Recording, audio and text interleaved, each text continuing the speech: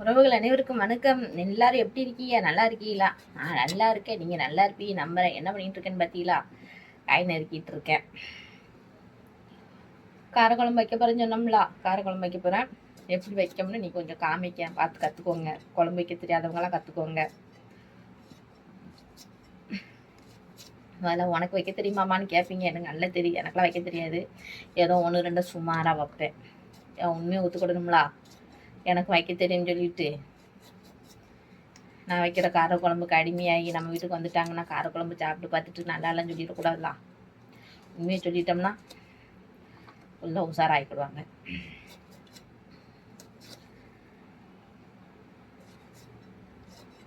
தக்காளி நறுக்கிட்டு இருக்கேன். அருமனையில் தான் நறுக்குவேன். எனக்கு உட்காந்துட்டு தான் நறுக்க தெரியும். நின்றுக்கிட்டு கத்தியிலலாம் கட் பண்ண தெரியாது. அதனால் அருமனையில் எவ்வளோ காய்கறி கொடுத்தாலும் சதக்குன்னு வெட்டிடுவேன். உங்களுக்கு தெரியுதான்னு தெரியல. இருங்க ஒரு நிமிஷம். நம்மளையே வீடியோ எடுத்துக்கிட்டு நம்மளையே கட் பண்ணணும்னா எப்படி தெரியுதுங்களா? அப்படிலாம் தெரியும். முதல்ல நான் தெரிவேன் நல்லா. உங்களுக்கு அருமனை தெரியாதுன்னு தெரிஞ்சு போச்சு எனக்கு.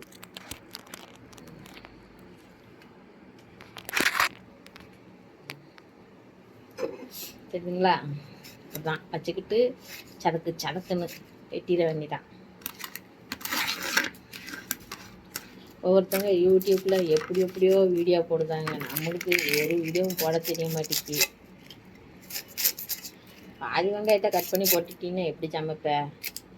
கொஞ்சமாக கட் பண்ணாமல் நிறைய கட் பண்ணிட்டேன் ஒரு விட.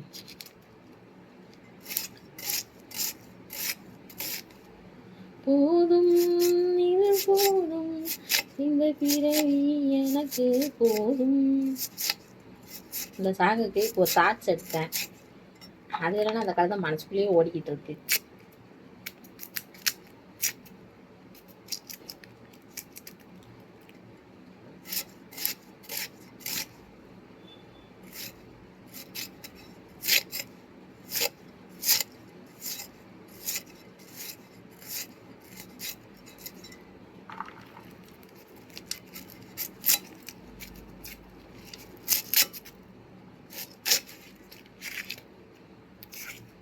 இன்னைக்கு யார் வீட்டில் என்னென்ன குழம்புன்னு கமெண்ட் பண்ணுங்க. நான் கமெண்ட் பண்ணுங்கன்னு சொல்லதோடு சரி, யாரும் கமெண்ட் பண்ண மாட்டேங்கன்னு எனக்கும் தெரியும். இருந்தாலும் சொல்லணும்ல, வீடியோக்காவனாலும் கேட்கணும் இல்லையா? வெங்காயம் ஃபுல்லாக கருப்படிச்சு போயிருக்கு. கண் திருஷ்டி அதிகமாயிட்டு நினைக்க வெங்காயத்துக்கு.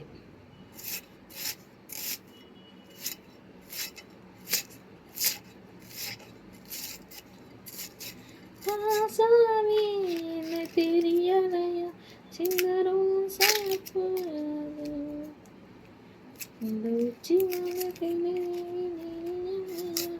புலம்புற நினச்சிக்கிடாதீங்க. எனக்கு பாட்டு பாடலாம் வராது. சும்மா பாட்டு போட்டு விட்டாங்கன்னா அதோட சேர்ந்து ஜால்ரா போடுவேன், அவ்வளோதான்.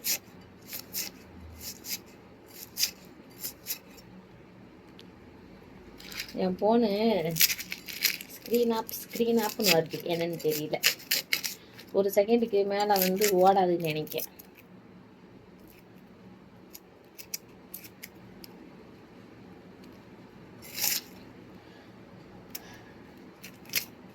நேற்று ஃபாதர்ஸ் டே. உங்கள் அப்பாவுக்கெல்லாம் என்னென்ன கிஃப்ட் கொடுத்தீங்க? வாழ்த்து சொன்னீங்களா? நாங்களாம் எங்கள் அப்பாவுக்கு வாழ்த்து மட்டும்தான் சொன்னேன். எதுவும்லாம் வாங்கி கொடுக்கல.